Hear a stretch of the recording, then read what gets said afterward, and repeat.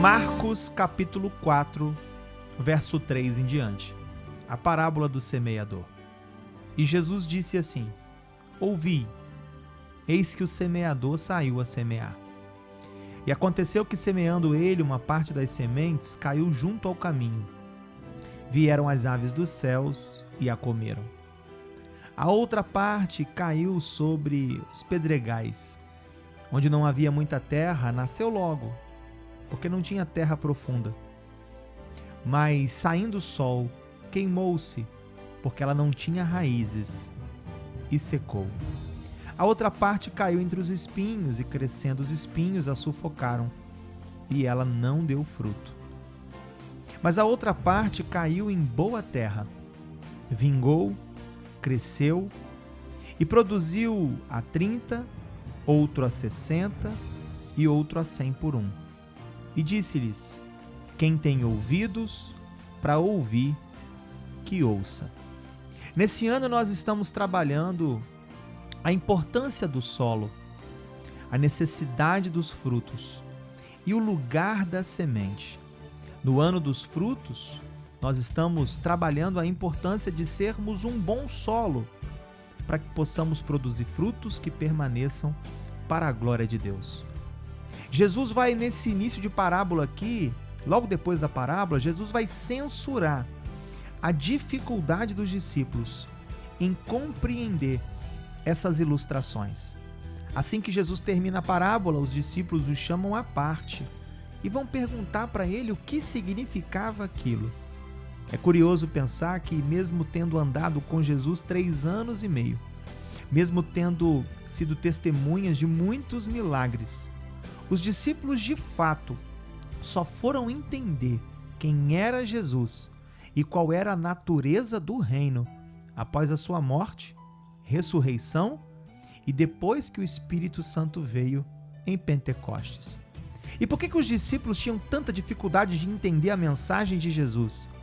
Por que os discípulos tinham tanto bloqueio na mente e no coração de compreender os princípios do reino? Por que na linguagem de Jesus eles eram tão tardios e tão devagar em compreender as coisas do reino? Por que a ficha deles demorava a cair? É porque eles viam Jesus anunciar que o reino de Deus era chegado. Mas quando eles olhavam à volta, absolutamente tudo continuava do mesmo jeito. Jesus dizia: é chegado o reino dos céus. E eles se perguntavam: cadê o exército? Cadê o trono? Cadê o rei? Onde estão os súditos? O governo romano ainda continua governando sobre nós.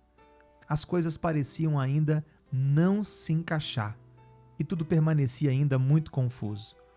E é nesse contexto da explicação da parábola que Jesus vai abrir uma chave de interpretação que vai nos levar a compreender os 4 tipos de pessoas ou os 4 tipos de solos existentes e o porquê, muitas vezes, a mensagem de Jesus não é compreendida por todos nós.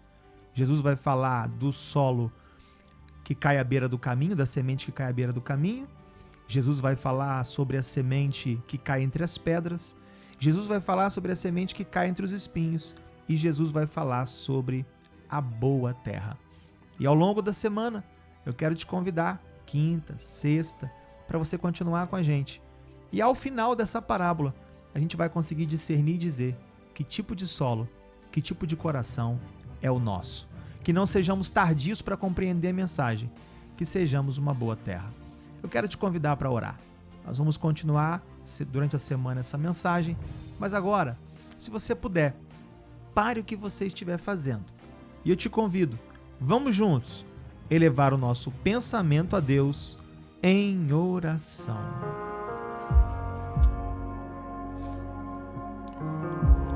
Pai de amor, nós te louvamos nessa manhã. Nós te bendizemos pelo privilégio de poder falar contigo. Nós te glorificamos, Pai, porque o semeador continua semeando. A sua palavra, a mensagem do Evangelho, continua sendo lançada sobre os corações.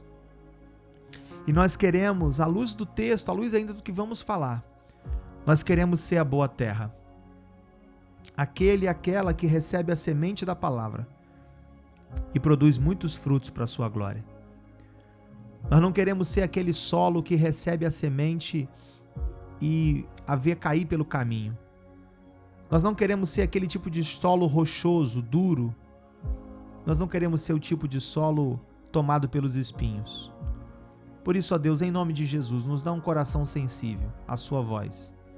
Nos dá um coração sensível às sementes do Evangelho. Eu coloco a vida dessa pessoa nas tuas mãos, o dia dela. Eu abençoo esse tempo de trabalho. Aquele também que vai sair para procurar trabalho. Aquele que tem hoje um exame, um procedimento médico, um procedimento cirúrgico. Que a tua boa mão seja sobre ele e sobre ela.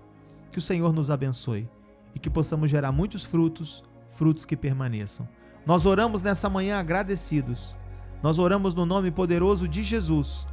E aqueles que creem, onde quer que estejam, digam comigo nessa hora, amém, amém e amém.